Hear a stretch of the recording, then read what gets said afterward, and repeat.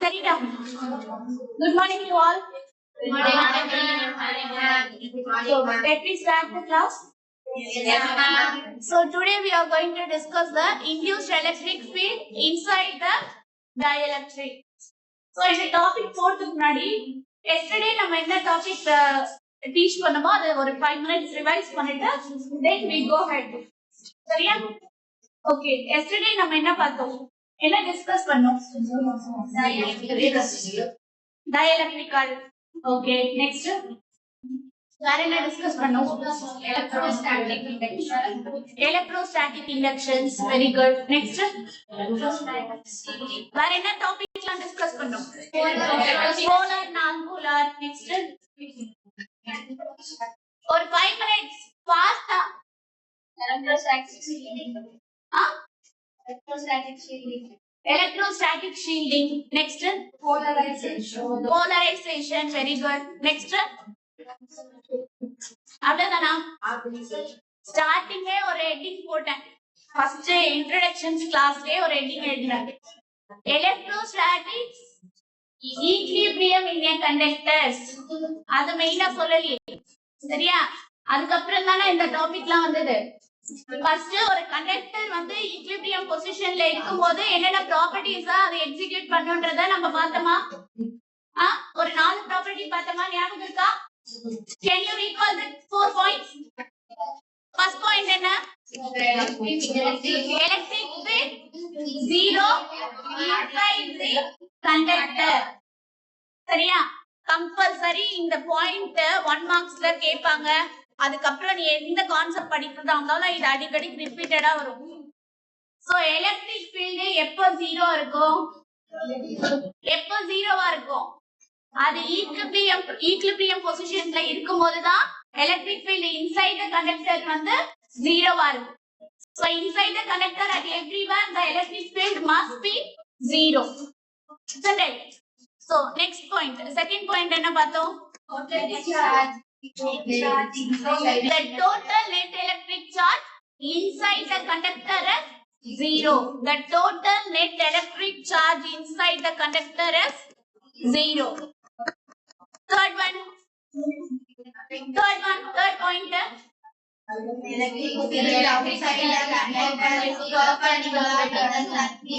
எப்பவுமே outside the surface ல அந்த கண்டக்டரோட outside surface ல electric field perpendicular இருக்கும். electric field எப்படி இருக்கும்? perpendicular to the surface. அதே parallel போச்சுன்னா அந்த சார்ஜ் accelerate பண்ணிடும். அதனால வந்து அங்க flow of charge disturbance ஆகும். perpendicularல இருந்தாதான் அந்த flow of charge disturb பண்ணாது. அதனால வந்து எப்பவுமே அதனோட outer surfaceல electric field எப்பவுமே எப்படி இருக்கணும்? perpendicular to the surface இருக்கணும். சரியா? And last point, fourth point என்ன பார்த்தோம்?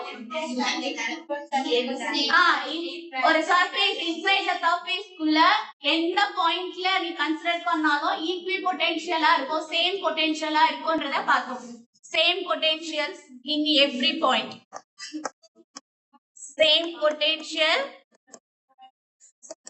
in every point inside the surface.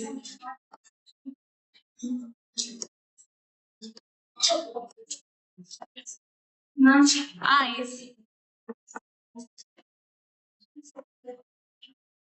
சரியா?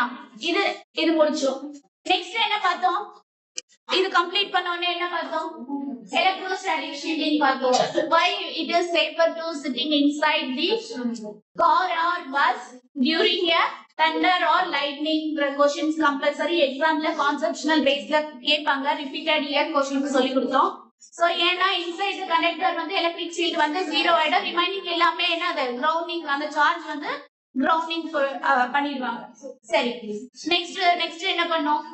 Next topic என்ன பார்த்தோம்? dielectric or insulators. Insulators இன்னொரு நம்ம என்ன சொல்லலாம்? dielectric னு சொல்லலாம். சரியா? இப்ப நார்மலா கண்டக்டரா இல்லாம உள்ள வந்து பாசிட்டிவ் நெகட்டிவ் சார்ஜ் ஈக்குவல் அமௌண்டா இருக்கும்போது அப்ப நம்ம எக்ஸ்டர்னல் எலக்ட்ரிக் ஃபீல்ட் கொடுக்கிறதுனால அப்ப எப்படி வந்து உள்ள இன்டியூஸ்ட் எலக்ட்ரிக் ஃபீல்ட் கிரியேட் ஆகுது, வெளிய எக்ஸ்டர்னல் ஃபீல்ட் எப்படி இருக்கும், எந்த டைரக்ஷன்ல இருக்கும், ரெண்டுமே ஈக்குவல் ஆயிட்டு ஈக்குலிபிரியம் ஸ்டேட் வந்து 0 ஆயிடுதுன்னு சொன்னோம். ஆனா இந்த இன்சுலேட்டர்ஸ்ல அப்படி கிடையாது. இன்சுலேட்டர்ல கண்டிப்பா என்ன இருக்கும், ஃப்ரீ சார்ஜஸ் இருக்காது. மூவிங் சார்ஜஸ் வந்து அந்த இன்சுலேட்டருக்குள்ள கிடையாது. அந்த ஆட்டம்குள்ள அது வந்து அந்த சார்ஜ் வந்து என்ன ஆகும், ஸ்ட்ராங்கா நல்லா பவுண்ட் ஆயிருக்கும். சரியா, ஃப்ரீயா மூவ் ஆயிருக்காது. அப்ப ஃப்ரீயா மூவ் இல்லாதனால அவங்க எலக்ட்ரிக் ஃபீல்ட் அது வந்து இன்டியூஸ் பண்ணாங்க. அப்போ இன்சுலேட்டர்ல அந்த எலக்ட்ரிக் ஃபீல்ட் இன்டியூஸ் பண்ணாதனால நம்ம என்ன பண்றோம், ஒரு எக்ஸ்டர்னல் எலக்ட்ரிக் ஃபீல்ட கொடுத்துட்டு அந்த சார்ஜஸ்க்குள்ள ஒரு டிஸ்டன்ஸ் கிரியேட் பண்றோம். அதுக்கப்புறம் என்ன ஆகும், அது வந்து ஒரு டைஎலக்ட்ரிக் மெட்டீரியலா மாறுது. டைஎலக்ட்ரிக் மெட்டீரியலா மாறி ஒரு கொஞ்சம் ரொம்பன்றத கொஞ்சமா கரண்ட கண்டக்ட் பண்ற அளவுக்கு அதுக்கு வந்து என்னது ஒரு கெப்பாசிட்டி வந்தது. புரியுதா? சோ அதுதான் வந்து நம்ம டைஎலக்ட்ரிக் கான்செப்ட்ல டிஸ்கஸ் பண்ணோம். அதுலயே இன்சுலேட்டர்ஸ்ல ரெண்டு டைப்ஸா இருந்தது, போலார் அண்ட் நான் போலார் பார்த்தோம். போலார் மாலிகூல்ஸ் தான் என்னன்னு சொன்னோம். What is mean by polar molecules? ஒரு பாசிட்டிவ் சார்ஜ் நெகட்டிவ் சார்ஜ் ஒரு ஸ்மாலஸ்ட் டிஸ்டன்ஸ்ல செப்பரேட் ஆயிருக்கும். சரியா, அதுக்கு வந்து strongest permanent electric dipole moment இருக்கும். எக்ஸாம்பிள்ஸ் வந்து வாட்டர் மாலிகூல் HCl.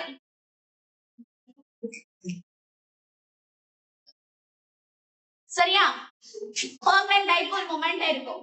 அண்டர்ஸ்டாண்டா? நெக்ஸ்ட் நான் போலார் மாலிகூல்ஸ்னா என்ன, ரெண்டு சார்ஜ்மே செப்பரேட் ஆகாம ஒண்ணுக்கு ஒண்ணு என்ன ஆகும், ஒரே இடத்துல ஒரு பொசஸ் ஆயிருக்கும், டிஸ்டன்ஸ் இருக்காது. சரிங்களா, அதனால அங்க பெர்மனன்ட் டைபோல் மொமெண்ட் கிடையாது. There is no permanent dipole moment in the non-polar molecules. Example H2O2 இதெல்லாம் இருக்கும். கரெக்ட்டா?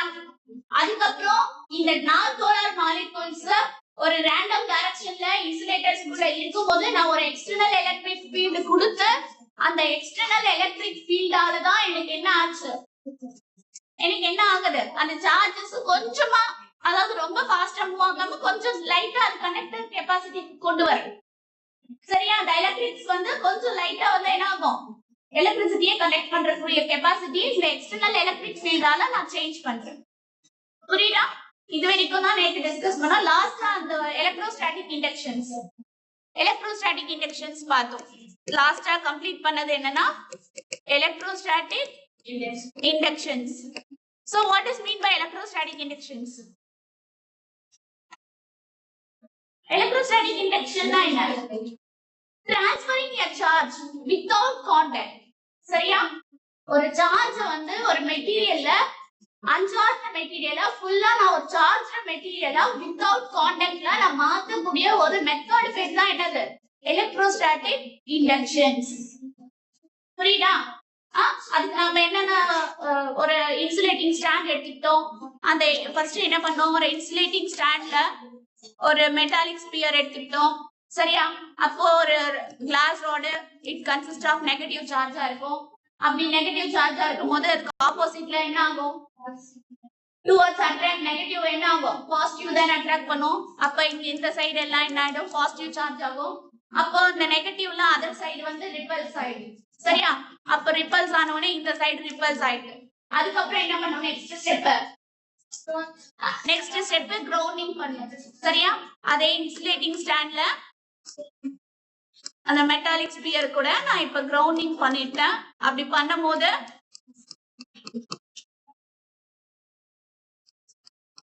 இந்த நெகட்டிவ் சார்ஜ் எல்லாம் என்ன ஆயிடும், கிரவுண்டிங் ஆயிடும். சரியா, கீழே இறங்கி இருக்கும். அதுக்கப்புறம் நெக்ஸ்ட்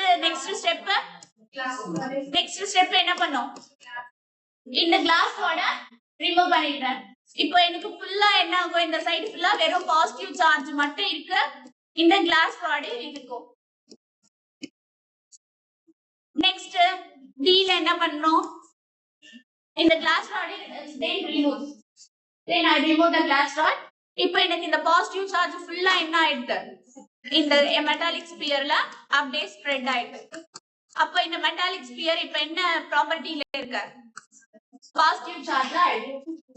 சரியா, அப்போ ஒரு எந்த ஒரு கான்டாக்டும் இல்ல, வித்தவுட் கான்டாக்ட் ஒரு சார்ஜ் பாடியை நான் ப்ரொடியூஸ் பண்றேன்ல, அந்த மெத்தடுக்கு பேர் தான் என்னது, எலக்ட்ரோஸ்டாட்டிக் இண்டக்ஷன்ஸ். இது வந்து மோஸ்ட்லி 5 மார்க்ஸ்லயும் கேட்கக்கூடிய சான்ஸ் இருக்கு. இந்த டயக்ராம் போட்டு எக்ஸ்பிளைன் பண்ணுவோம், ABCD ஒவ்வொரு பாயிண்ட், இது ஏல என்ன மெத்தட் இருக்கு, பில எப்படின்றத நீங்க ஒவ்வொரு ஸ்டெப்பா ஃபர்ஸ்ட் எழுதிடும். ஃபர்ஸ்ட் இதுக்கு முன்னாடி அதுக்கு டெஃபினேஷன்ஸ் எலக்ட்ரோஸ்டாட்டிக் இண்டக்ஷன்னா என்ன, transferring of a charge without contact. சரிங்களா, இது வரைக்கும் தான் ப்ரீவியஸா நம்ம பார்த்தோம். சோ இப்போ என்ன பார்க்க போறோம்னா, இப்போ என்ன டிஸ்கஸ் பண்ண போறோம், இப்போ என்னமா டிஸ்கஸ் பண்ணலாம், induced electric field inside a dielectric.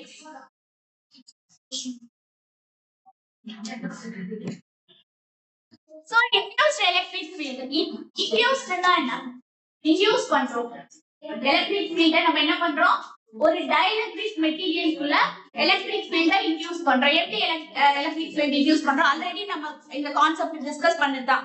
என்னன்னா எந்த ஒரு மெட்டீரியலா இருந்தாலும் இட் மேட் அப் ஆஃப் என்னது, atoms. It's made up of atoms. Atom na it consists of positive and negative charge. அப்ப ஒரு கண்டக்டருக்குள்ள நல்ல கவனி, சார்ஜஸ் இருக்கும். கண்டிப்பா சார்ஜஸ் வந்து ஒரு ரேண்டம் மோஷன்ஸ்ல இருக்கும். நம்ம வந்து we can't predict that இந்த டைரக்ஷன்ல தான் இருக்கு அந்த டைரக்ஷன்ல தான் இருக்குன்னு சொல்ல முடியாது. அது எந்த டைரக்ஷன்ல எல்லாம் சார்ஜஸ் போயிட்டு இருக்கும். சரியா, அப்போ அந்த சார்ஜஸ் வந்து ஒரு இப்போ 50% ஆஃப் சார்ஜ் வந்து ஒரு டைரக்ஷன்ல 50% ஆஃப் சார்ஜஸ் வந்து இன்னொரு டைரக்ஷன்லயே போகும். ஆனா ஈக்குவல் அமௌண்ட் ஆஃப் சார்ஜ் தான் இருக்கும். சரியா, அப்போ நான் என்ன பண்றேன்னா ஒரு எக்ஸ்டர்னல் எலக்ட்ரிக் ஃபீல்ட் கொடுத்தாதான் அந்த சார்ஜஸ் வந்து என்ன ஆகும், சார்ஜஸ் என்ன ஆகும், ஒரே டைரக்ஷன்ல மூவ் ஆகும். சரியா, வெதர் பாசிட்டிவ் டு நெகட்டிவா இல்ல நெகட்டிவ் டு பாசிட்டிவா அப்படிங்கிற மூவ் ஆகிட்டே போகும். அண்டர்ஸ்டாண்டா? சோ அப்படி பண்ணும்போது இப்போ எலக்ட்ரிக் ஃபீல்ட் இங்க நான் external electric field due to the positive சார்ஜ்னும் போது இந்த பாசிட்டிவ் சார்ஜால இங்க எனக்கு வெளியே என்ன ஆகும், ஃபுல்லா பாசிட்டிவ். சோ பாசிட்டிவா இருக்கும்போது உள்ள கண்டக்டருக்குள்ள இருக்கிற இந்த பாசிட்டிவ் சார்ஜ் இங்க அட்ராக்ட் ஆகுமா, கண்டிப்பா என்ன ஆகும், ரிப்பல் ஆகும். அப்ப பாசிட்டிவ்லாம் ரிப்பல் ஆயிட்டு அதர் எண்ட்ல போய் ஸ்டோர் ஆயிடுது. அப்ப என்ன ஆகும் நெக்ஸ்ட்ல, அப்ப எனக்கு ரேண்டம் மோஷன்ஸ்ல இருக்கிற சார்ஜ் இப்ப எலக்ட்ரிக் ஃபீல்ட் கொடுத்த உடனே யூனிஃபார்ம் மோஷன்ஸ்க்கு வந்துடுது. அப்ப இது பாசிட்டிவ்னும் போது ஆட்டோமேட்டிக்கா என்ன ஆயிடுது, இங்க towards attract to the positive negative charge. அப்ப அதுக்கு ஆப்போசிட்ல ரிப்பல்ஸ் ஆனது பாசிட்டிவ் வந்து அதர் எண்ட்ல போயிட்டு ஸ்டோர் ஆயிடும். சரியா, அப்ப வெளியே வர எலக்ட்ரிக் ஃபீல்ட் எனக்கு இது வந்து due to the minus q charge. சரியா, அப்ப எனக்கு இது ஃபுல்லா என்னது, நெகட்டிவ். அப்ப எனக்கு உள்ள இங்க இந்த கேவிட்டி மாதிரி கிரியேட் ஆன இந்த இடத்துக்கு எலக்ட்ரிக் ஃபீல்ட் என்ன சொல்றோம், ஜீரோ. ஏன் ஜீரோனா எனக்கு இங்க ஈக்குவல் ரெண்டு சார்ஜுமே எனக்கு என்ன ஆகும், ஈக்குவல் ஆயிடும், ஈக்விலிபிரியம் ஸ்டேட்ல இருக்கு. ஒரு 5 ஃபார் எக்ஸாம்பிள் 1 2 3 4 5 நெகட்டிவ் சார்ஜ்னா இங்க equal amount of 5 positive charge இருக்கு. அப்போ எனக்கு எலக்ட்ரிக் ஃபீல்ட் டைரக்ஷன்ஸ் இந்த சைடும் எக்ஸ்டர்னல் எலக்ட்ரிக் ஃபீல்ட் இந்த சைடும் இன்டர்னல் எலக்ட்ரிக் ஃபீல்ட் டுவர்ட்ஸ் இந்த சைடு இருக்கு. ரெண்டுமே ஈக்குவல் அமௌண்ட் ஆஃப் இருக்கு. நல்லா பாரு, ரெண்டுமே ஈக்குவல் தானே இருக்கு. அப்ப இதனோட டோட்டல் நெட் எலக்ட்ரிக் ஃபீல்ட் ஒண்ணுக்கு ஒண்ணு ஆப்போசிட்ல இருக்கு. டோட்டல் நெட் எலக்ட்ரிக் ஃபீல்ட் எப்படி இருக்குன்னா ஈக்குவல் மேக்னிடியூட்ல இருக்கு, at the same time opposite டைரக்ஷன்ல இருக்கு. ரெண்டுமே ஈக்குவல் மேக்னிடியூட். இங்க 5 நெகட்டிவ் சார்ஜ்னா இங்க 5 பாசிட்டிவ் சார்ஜ். ரெண்டுமே என்ன அர்த்தம், ஈக்குவல் மேக்னிடியூட் பட் இந்த ஆப்போசிட் டைரக்ஷன்ஸ். அப்ப ரெண்டுமே ஒண்ணுக்கு ஒண்ணு கேன்சல் ஆயிட்டு என்ன ஆயிடுது, net electric field inside the conductor வந்து ஜீரோ ஆயிடும். இது நம்ம நார்மலா கண்டக்டருக்குள்ள சொல்றது. ஆனா when you coming to the insulator டைஎலக்ட்ரிக்கா நீ கன்சிடர் பண்ற அப்படின்னா அப்ப டைஎலக்ட்ரிக்லயும் அதே சேம் கண்டிஷன் தான். டைஎலக்ட்ரிக்குள்ள பாசிட்டிவ் நெகட்டிவ் ஒரே இடத்துல பொசஸ் ஆயிருக்கும்னு சொல்லிட்டேன். இப்போ இந்த கண்டக்டருக்குள்ள பாசிட்டிவ் ஒரு இடத்துல ஒரு டைரக்ஷன்லயும் நெகட்டிவ் ஒரு டைரக்ஷன்லயும் மூவ் ஆயிட்டு இருக்கும். சரியா, ஆனா இந்த டைஎலக்ட்ரிக் மெட்டீரியல்ல பாத்தீங்கன்னா பாசிட்டிவும் நெகட்டிவும் இந்த கவனி, இங்க பாசிட்டிவ் ஒரு நெகட்டிவ் ஒரே இடத்துல பொசஸ் ஆயிருக்கு. சரியா, இப்படி இருந்தாவே நீ என்ன கன்சிடர் பண்ணலாம், இது டைஎலக்ட்ரிக் மெட்டீரியல். அப்ப இது பாசிட்டிவ்னா இங்க என்ன, இங்க மைனஸ் பிளஸ்னா இங்க எடுத்துக்கணும் பிளஸ் மைனஸ், இது ஒரு டைரக்ஷன்ல இருக்கு. அப்ப இங்க பிளஸ்னா இங்க மைனஸ் பிளஸ், அங்க மைனஸ்னா இங்க பிளஸ் மைனஸ், அப்ப இங்க பிளஸ்னா மைனஸ் பிளஸ், அப்ப பிளஸ் மைனஸ். சோ இந்த மாதிரி டிஃபரண்ட் டைரக்ஷன்ஸ்ல வந்து அது வந்து மூவ் ஆயிட்டு இருக்கும், அந்த பாசிட்டிவும் நெகட்டிவும். சரிங்களா,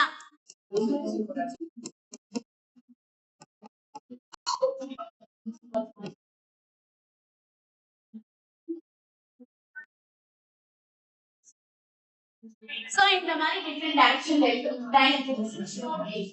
இப்ப நான் போலார் மாலிகூல்ஸ் வந்து நான் ஆல்ரெடி சொன்னதுதான், no there is no separate distance. சரியா? இதே நீ போலார் மாலிகூல்ல இருந்தா கூட கொஞ்சம் டிஸ்டன்ஸ் இருக்கும். ஓகே, இப்போ நான் டிஸ்டன்ஸ கொண்டு வரதுக்கு என்ன பண்றேன், அது யூனிஃபார்ம் டைரக்ஷன்ல மூவ் ஆயிட்டு ஒரு சர்டன் டிஸ்டன்ஸ்ல இருக்கணும்னா நான் என்ன பண்ணணும், எக்ஸ்டர்னல் எலக்ட்ரிக் ஃபீல்ட் கொடுக்கணும். சரியா?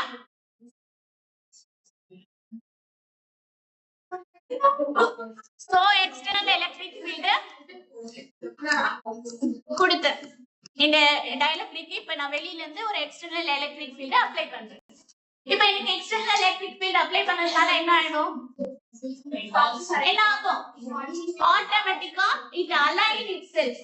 அந்த உள்ள இருக்கிற அந்த டைஎலக்ட்ரிக் மெட்டீரியல்ஸ் உள்ள இருக்கிற மாலிகூல்ஸ் வந்து இட் அலைன் இட்செல்ஃப்.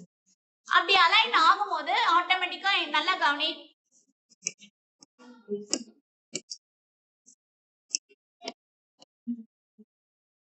இப்ப டிஃபரெண்ட் டைரக்ஷன்ஸ்ல இருந்தது ஆட்டோமேட்டிக்கா உள்ள நம்ம அந்த கண்டக்டருக்குள்ள சொன்ன அதே கான்செப்ட் தான்.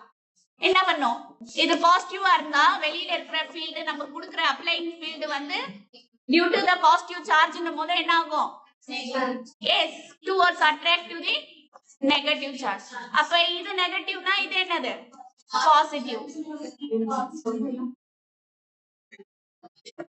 கொஞ்சம் டைரக்ஷன்ஸ் வந்து வேரி ஆகும், அதுக்காக ஈக்குவல் டைரக்ஷன்ஸ் இருக்கு. சரியா? அப்ப இது பாசிட்டிவ்னா இங்க ஆட்டோமேட்டிக்கா அது ரெண்டு என்ன வரும், நெகட்டிவ் பாசிட்டிவ், நெகட்டிவ் ஒரு பாசிட்டிவ், ஒரு negative positive, negative positive, negative positive, negative positive. So இந்த இடத்துல என்னது, எனக்கு ஒரு நெகட்டிவ் அண்ட் பாசிட்டிவ், ஒரு நெகட்டிவ் அண்ட் பாசிட்டிவ்.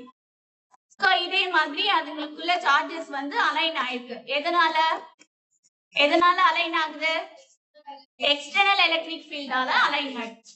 சரியா? இப்ப இந்த சைடு இந்த எண்ட் பாத்தீங்கன்னா ஃபுல்லாவே என்னது, நெகட்டிவ் சார்ஜா இருக்கு. இந்த எண்ட் ஃபுல்லா என்னவா இருக்கு, பாசிட்டிவா இருக்கு. அப்ப இதனோட சர்ஃபேஸ நான் மைனஸ் சிக்மான்னு எடுத்துக்கலாமா? இதனோட இந்த சர்ஃபேஸ் நான் என்ன எடுத்துக்கிறேன், plus sigma. Sigma is nothing but என்னது, surface charge density. Sigma is nothing but surface charge density.